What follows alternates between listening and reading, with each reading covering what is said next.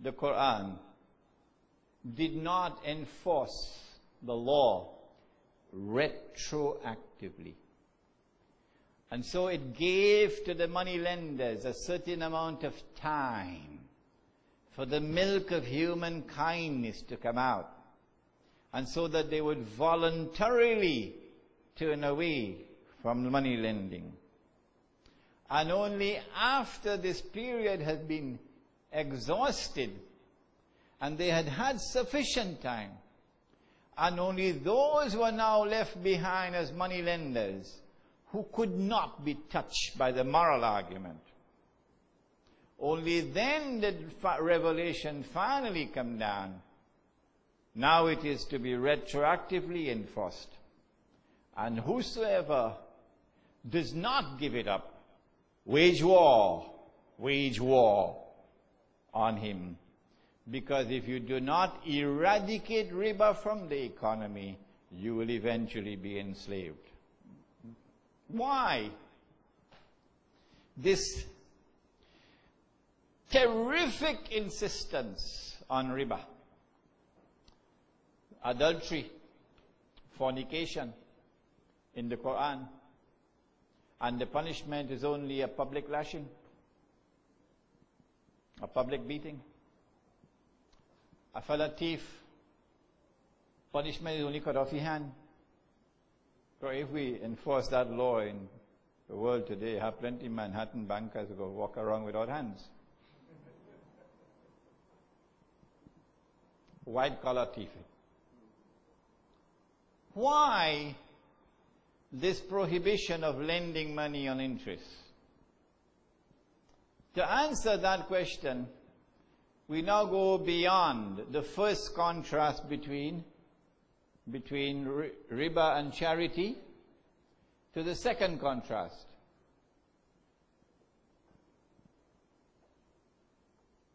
No. Riba and charity and riba and business, yeah. Allah says in the Quran, in that last revelation, He says, أَحَلَّ اللَّهُ الْبَيْعَ وَحَرَّمَ الرِّبَى. Allah has made riba prohibited, and Allah has made business permissible. And so we now have a second contrast with which to understand the subject. The contrast is no longer between riba and charity. The contrast is now between riba and business.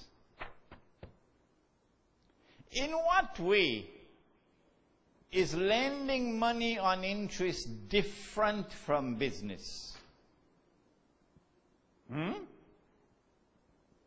Okay. What is the definition of a business transaction? What is there which is at the essence of business, which is not there in riba? That's right. The essence of a business transaction, as every businessman, every honest businessman will tell you, is that in business you could make a profit or you could suffer a loss. That is business. You could either make a profit or you could suffer a loss. So if you have a business in which you are immunized from loss, you're shaking your head now? You are immunized from loss. They call them risk-free investments. You could only make profit, you can't suffer loss. That ain't business. How damaging is it when we allow people to bypass the market? Market mean business. Market mean profit or loss. They bypass the market and they want the money to grow. The answer is, it is only when you enter into the market and you assume risk that the Lord in the heaven will now take from some and give to others. One day for me, and one day for you. And so today you might be rich, but tomorrow the Lord can make you poor. And today you might be poor, but tomorrow the Lord can make you rich. When there is risk in investments, in business, then the Lord, not the government, the Lord can cause wealth to circulate through the economy. Now that is the most important sentence I've uttered for the whole day today. This one. That the Lord can allow wealth to circulate through the economy. And when wealth circulates through the economy, one day for me and one day for you. And so the poor will not remain permanently poor. And so the rich will not remain permanently. It's so simple. And when money is lent on interest, in defiance of the law which came from above, he's not going to change it. No. When money is lent on interest, then the money lender immunizes himself from loss. He even wants to immunize the risk that you might not be able to pay back. So what do? Take a mortgage on your house. Take a mortgage on your car. Take a mortgage on anything he could take. So that in the event that you can't pay back, he going to get back your money plus the interest.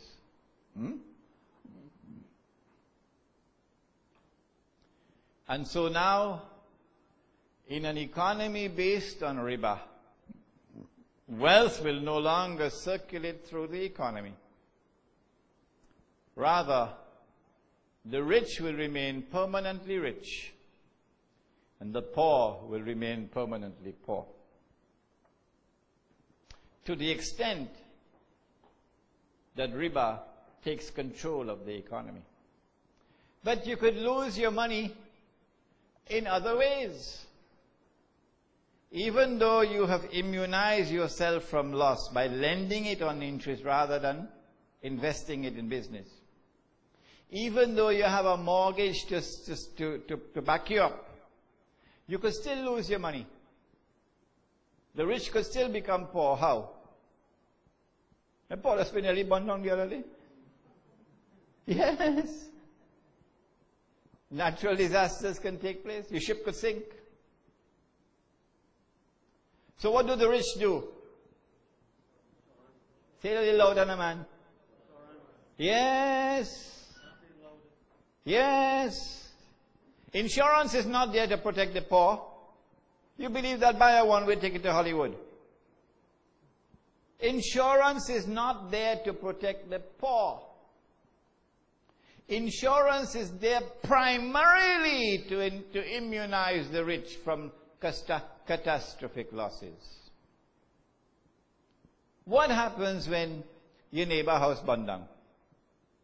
This is what used to happen. The whole village would come together and we'll roll up with sleeve and we go and try to build for our neighbor. My friend, my neighbor in Shagona, house burned down. I remember. And we were boys and we went and we built a shack for that family. It took us only a weekend, I think, or 2 weekends. Yeah, the whole village came together. We built them a nice shack. And all the women will come together and try to get some clothes and food so that the family has the basic necessities of life. This is our social obligation and our moral obligation when someone suffers catastrophic losses.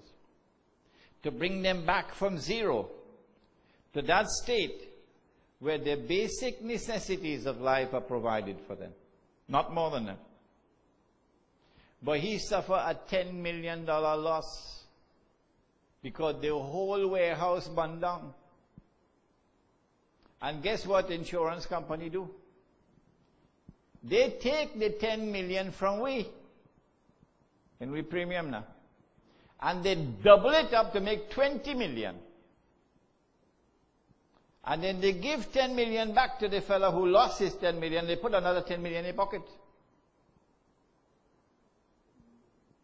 So who is ripped off? We. Because in the system that we had before, what we do is to return to him only that which was necessary to fulfill his basic necessities. And so the fabric of society is strengthened when all the members of the community come together to help the one in need. Insurance do away with that. The society don't have to come together anymore to help the one who is in need. Now it's every man to himself. And who has no insurance policy will crap a smoky pipe. And so insurance has come as a sister of riba in order to immunize those who are rich from loss. At the heart of this is that there is a law in the heavens above that if you didn't plant, you can't reap. If you didn't plant, you can't reap. When you lend money on interest, you are planting, but you're reaping. I wonder how. If the law of the heavens is that if you didn't plant, you can't reap, he ain't planting, but he reaping. How do you explain that? You mean? Answer? He reaping what others planted.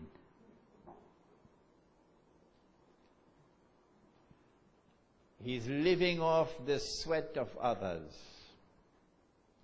And so the money lender transformed the market into a market of donkeys who sweat and who work at, of course, minimum wage, so that he could enjoy himself.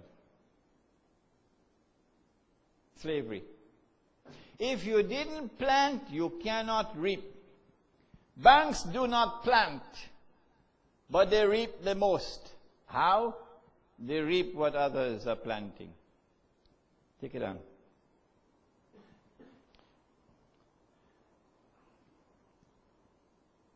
And so now we come to the end of this session, in which I hope I've been able to explain with simplicity and clarity what is riba in the Quran, why has it been prohibited, and what would be the consequences of our allowing the moneylender to take control of the market. Well, this is what has happened around the world today. The moneylender has taken control of the market around the world. Tomorrow, governments are redundant. Yeah. Governments will be as redundant tomorrow as the West Indian cricket team is today. Tomorrow, governments will be redundant because Massa will be sitting in Jerusalem. He was sitting in London yesterday. He's sitting in Washington today. He'll be sitting in Jerusalem tomorrow. And he rules the world from Jerusalem. And these governments, including the PNM government, will be just rubber stamps. Except the UNC will be a double rubber stamp. If this is the state that we are in today, what should we do about it? How should we respond? This, inshallah, will be our next session. ربنا تقبل منا إنك أنت السميع العليم وتب علينا يا مولانا إنك أنت التواب الرحيم برحمتك يا